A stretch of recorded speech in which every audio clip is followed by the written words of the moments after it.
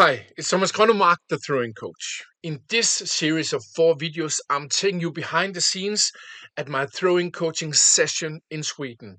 You'll get the full session, and in those 4 videos, you'll see drills around throwing warm-ups. You see drills about basic space creation. You see drills around throwing small-sided games, and then in the end, a big interval game with really high intensity.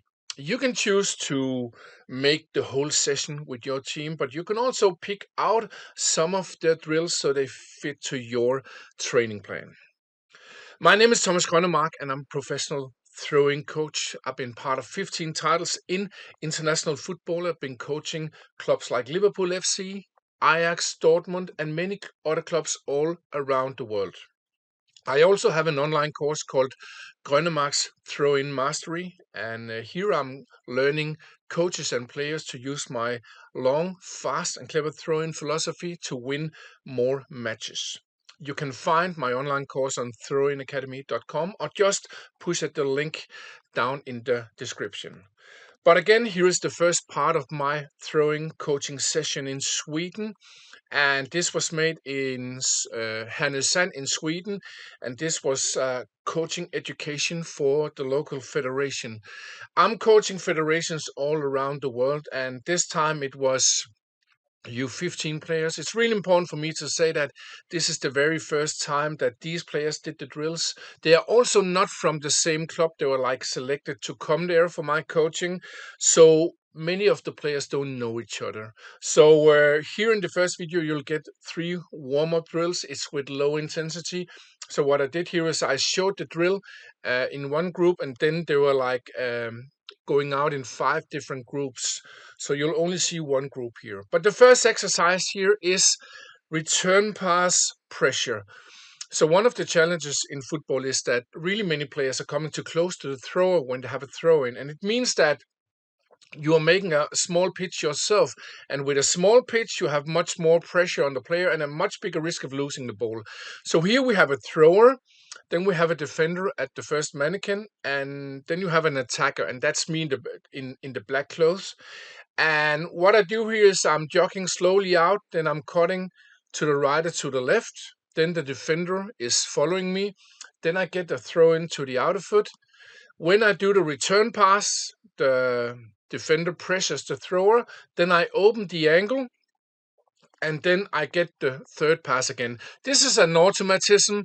And can you be really good with this automatism in a match, then there's a bigger chance of that you'll keep the ball. Of course, it's not only about doing return passes. This is just one of many different tools you can use in a match. But I'll just roll the video here. And again, I showed in slow motion, normal speed, and then I let the players do it themselves. So let's go. I'm talking to you. Then when I come to you, I go all the way out, don't go back, go all the way. Then I touch to the right and to the left. Touch to the left, follow. And then you throw to my feet here. I return pass. Okay. When I have return pass, not before, but when I pass, you put the ball down here. Then when I pass, then you press, then I go in the open. Go. So you can see. Okay, go.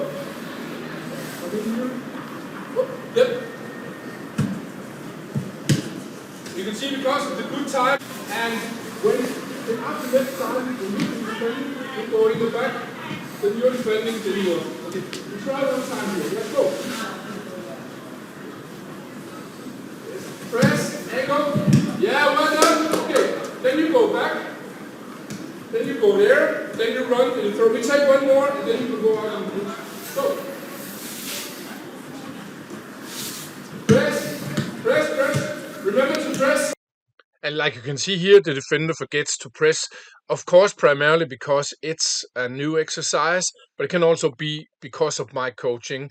So again, remember to coach precise throw-ins, the good pressure, the open angles. And of course, in a match, you can sometimes find opponents who don't press. Of course, then you can then you don't have to third pass. You can also see sometimes opponents who press early. Then the receiving player could, of course, take the ball with him or her. When the return pass is made, you press the defender.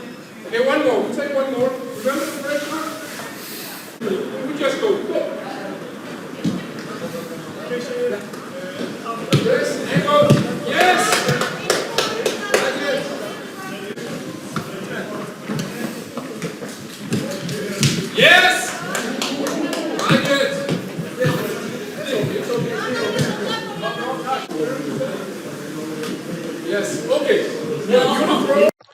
Now we come to the second drill, and again, it's really important for me to say it's a basic drill. It's really low intensity. These drills, you can do them much more complex, and I have, of course, more of those in my online course, but this is the very basic variant. So here we have a thrower. We also have a player on the second mannequin, and he is the receiver of the ball, and he has to get the ball in his feet. Then we have a side runner. That's me here first, and in a match, if you can throw into a big space and then have a side run, third man run, you can also say that, receive the ball, then you can either keep possession, and when it's really well made, then you can break the opponent's line and maybe create a chance to score a goal at a throw in. So it goes like this. Yes? Now you have to throw to him. But yeah, quite quickly. Okay. A lot of teams, they're just throwing in the head to their teammates and then throw. You want to throw to his feet instead. You just go in front of the man. Okay. I'm the side runner. So I'm standing either on this side or this side. So what you want here is that when I throw, I want to time the run. Then we just try one time.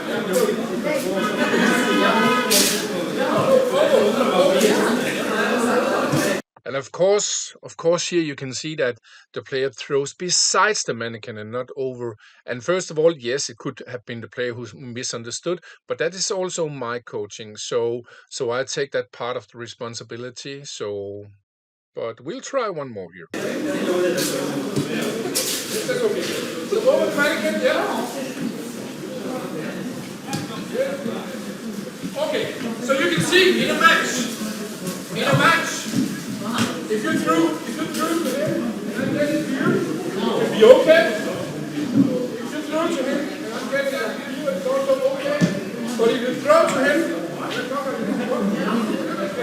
then I can break the lines. So it's about precision to the feet, timing my run, your time. Then you finish right there. We just try one more time and then you rotate. Okay, go. Yeah, okay, let's go. And remember to stay inside the pitch, yeah? Okay. So like in the first drill, you rotate every time you have done one, so all players can try all the different variants or positions in this drill. So when you have been receiving the ball, you go down in the line. When you have been side runner, you are up being receiver. And then when you've been throwing, you're the side runner, and the next in the line is throwing here. So we just rotate in this exercise. And again, it's important to say that here there are 5 players. There were approximately 15 degrees in Sweden that day. That's okay for 5 players. Let's say if it'd been like 20, 25 degrees, we could have probably have been having maybe 6 if we want, but 5 is a great number. If it's really cold, then I'll say 4 in each group. Then we'll have quite much activation here. I won't recommend 3 because it's also good for the players to have a little bit rest for the mind, but also so he or she can watch the others while they're doing it. We just said 2 here and then we go. You come out here, you're the side runner now. You can check the side to side. Yeah. And after you rotate. You have to be ready on your toes, yeah? You ready up, go. Yes, good. Okay. So, when you get there, you go here, behind the line. Now you're the side runner. And now you are there. So we rotate, you go down the line. We try 2 over here, up on the toes. Up on the toes, yeah. Yeah. And it was okay. Hey, but what we want with the throw, you can see it was a little bit gloomy. So we want to have it on one hand, not too high, but also not too flat. So a little bit speed. Okay, the last one here, then we go out in group. Up on your toes, ready? Yes? Yes? Yeah, I love it. Okay, out in the group, we do it, we rotate every time.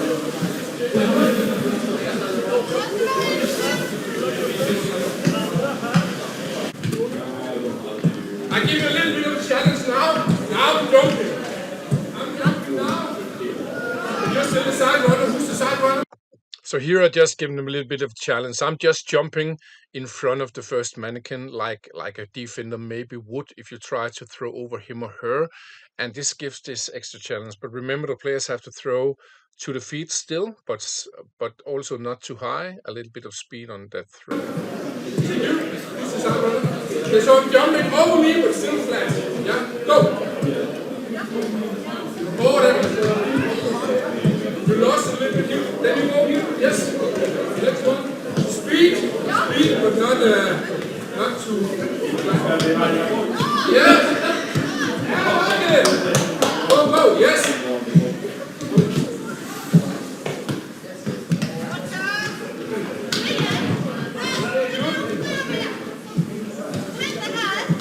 I'll show you first how it works.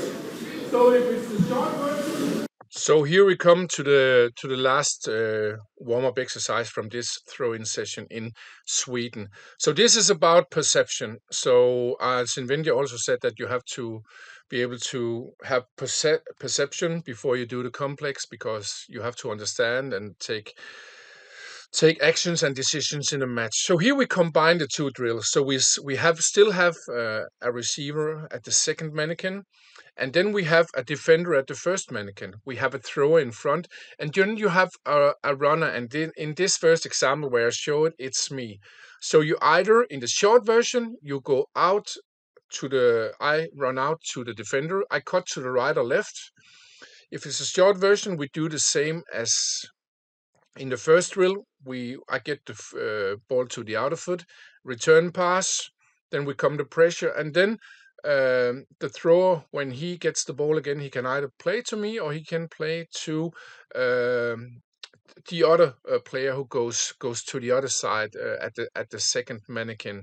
If we have the long version, then of course you'll throw directly to the second the person or player at the second mannequin. But it's really important that if you choose the long version, that it's only that the thrower waits until I've been cutting to the side first and can see it, because if the thrower throws too early, I can't really react. So if I see the ball go over me when I've been cutting to the side, then I turn around and then I run and get the side pass. This drill is a little bit more complex, and I'm not saying you should do it the first time, but it's also good for the perception and decision making, because in a match you also want to see how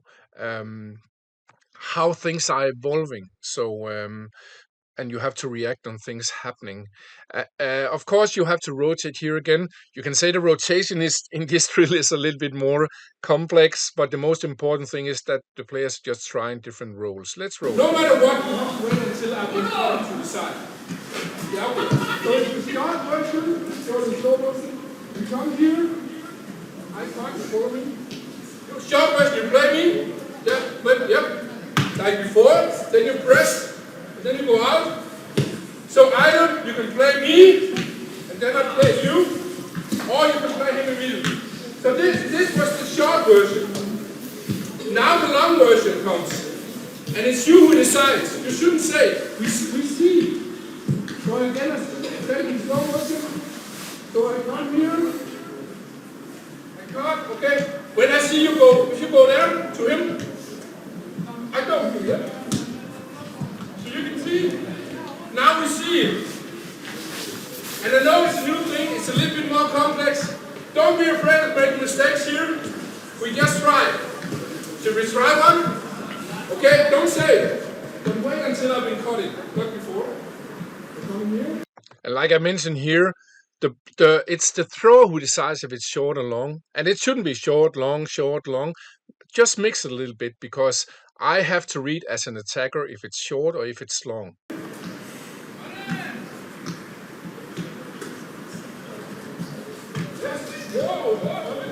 Okay, so this is what happens in a match. So okay, I know the rotation is a little bit more complex now, but just try to rotate a little bit. Okay, so you're the thrower, you're the runner. You can go out in the groups now. I know it's a little bit more complex here. Okay, just go here. And wait until he's been running. Yes.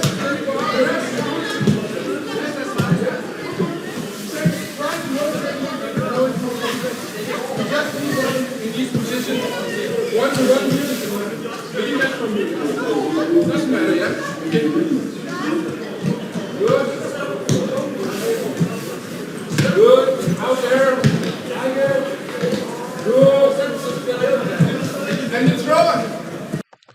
So that was it from the 3 warm-up drills with low intensity regarding throw-ins. Remember, you can also just put one of them in a warm-up exercise. It's also important to say that, yes, I did some explanation here also for the players, but as soon as they have made this exercise several times, or at second try, they will know it. So you don't need that much explanation. Again, you can go out in groups here, so you can actually coach many players at one time. I'll also recommend, if you're more than one coach, that you are walking from a little bit from group to group, so you can always coach them in one another way. But again, this was my first videos of 4 from my full throwing coaching session in Sweden. Again, the next video will be around basic space creation. That's really important to have high quality space creation. Again, the third one would be something around small sided games, also the fast one. And then we'll end up with in the fourth video with a big interval game. Again, you're absolutely welcome to invite me to your club all around the world. I'm coaching in all continents. You're also welcome to look at my online throwing course called Grønnemark's Mastery. You can find that on throwingacademy.com, or look at in the description. And also, are you a federation or a group of clubs? You're also welcome to invite me to do education for your coaches, like I did here in Sweden. And again, I'm coaching all around the world with also regarding educations for federations. But that was it from me. Have a fantastic day. Bye bye.